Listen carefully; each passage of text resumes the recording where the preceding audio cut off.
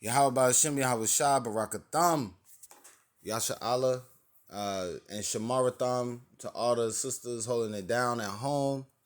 Um, Double honor to all the elders that rule well in the spirit. Hey, and just Shalom in general. I wanted to go over how to pray during the fast. A lot of the times we don't really think about this. We kind of just wing it when it comes to a fast. I know I used to. I can't speak for everybody. But for me, I was just kind of winging it, hoping that the Most High would acknowledge my efforts. But I think that there should be a prescribed way of praying, and you should have a certain thing that you're praying for, correct? So we definitely want to pray that we stay in the spirit. We definitely want to pray that we don't focus too much on the flesh, because that's what a fast is for. All right? Let's go and get Isaiah 58 to start.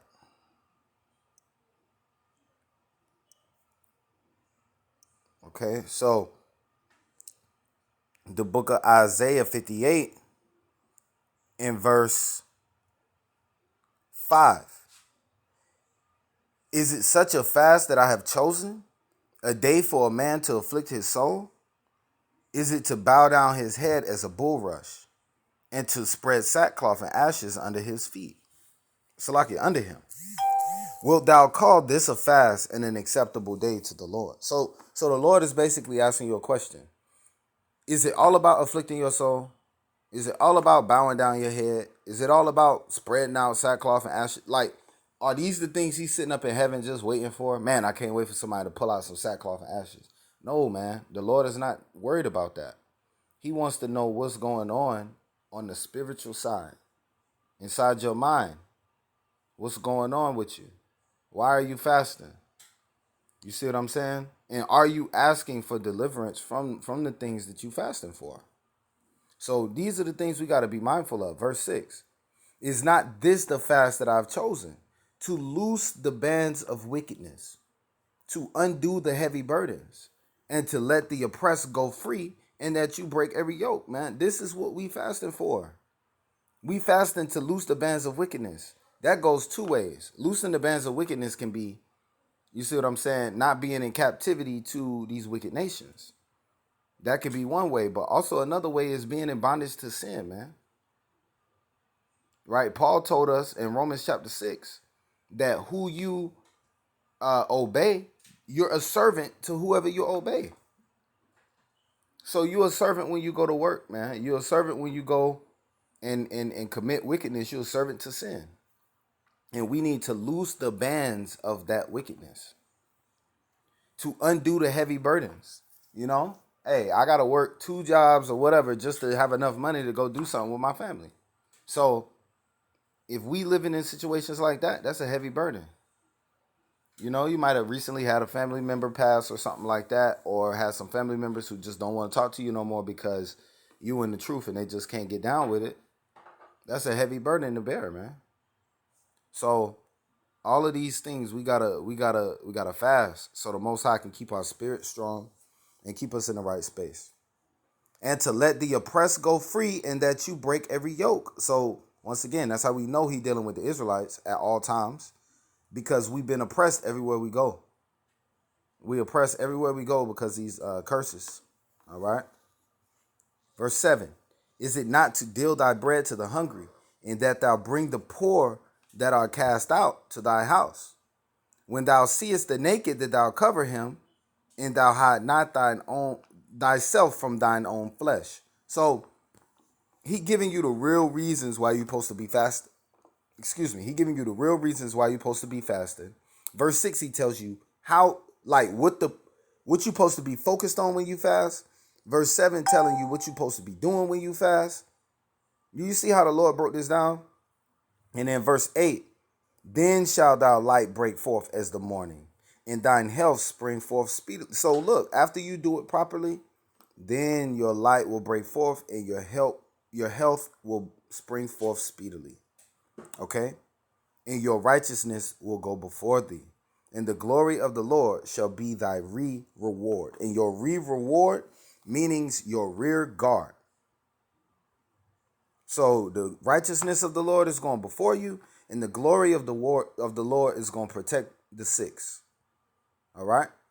So we got to think like this, man. We got to think like this. Let's go over and get Mark 4:4. Let's see what Hamashiach Yahushua said. Or Salakia, not Mark 4:4, Matthew 4:4. All right. But he answered and said, "It is written, man shall not live by bread alone, but by every word that proceedeth out of the mouth of God." This is another thing you need to be thinking about while you fasting. You see what I'm saying? We don't live by bread alone. What's the purpose of the fast? Answer that question in your head, man. What is the purpose of the fast? You fasting so that you can teach your body and your flesh that the physical things do not sustain me. It's the Lord who sustains me. You got to teach yourself that. And that's why you fasting. That's why you fasting. So then that looses the bonds of wickedness, because those physical desires that's causing you to do that wickedness and perform that wickedness, that's no longer something you feel like you have to do, because you are able to abstain from food, which is something you actually have to do. You have to eat. So if you can abstain from that, then you can abstain from anything else in the physical realm. That's the reason you fasting. All right? Man shall not live by bread alone. All right? Let's go to Proverbs 30:8-9. We're going to keep it short, but I just want brothers to pay attention and think about, what's really going on here. Proverbs 30:8-9. Remove far from me vanity and lies. Give me neither poverty nor riches. Feed me with food convenient for me. Okay? So the author is saying, don't give me too much and don't give me too little. Right? But just give me enough of what I need. And guess what? As my rib brought out yesterday, we think that food convenient for me is 3 meals and a couple of snacks every day. But that's not food convenient for me. That's actually too much. You see what I'm saying? Are you eating to live, or are you living to eat? And so we got to think about that. If you too dependent on anything, when it's time for that thing to be cut off, you're in trouble. Now you're going to be out the spirit because you feel like, you're not prepared, or the Lord not taking care of you, or whatever you feel like. And it's like, yo, I've been giving you food in abundance this whole time. You got to get used to being modest with your eating habits. All right. And we read about that in Sirach, where it says too much meat is not good for a man. You know what I'm saying? So I'm paraphrasing that, but you get the point. All right. Verse 9. Lest I be full and deny thee, and say, who is the Lord? Or lest I be poor and steal, and take the name of my God in vain. So look at that. So I don't want to have too much, because then I'll be full and be like, I'm not even gonna look to the Lord, because I got everything I want already. And that goes back to Hamashiach Yahushua saying it's hard for a rich man to enter the kingdom. Or lest I be poor and steal. That goes into not having enough.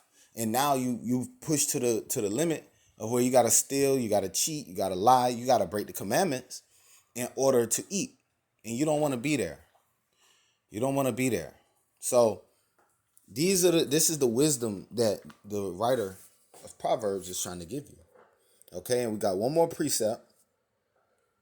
It's Galatians chapter 5:16. And this is really the key point. This I say then, walk in the spirit, and you shall not fulfill the lust of the flesh. And so we got to really think about it on this level.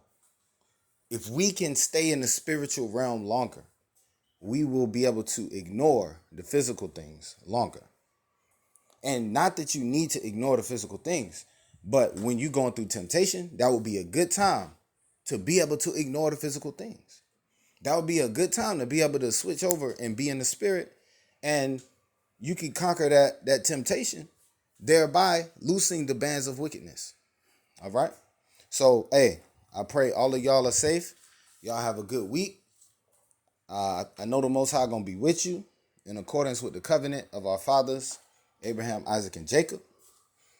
And Shalom.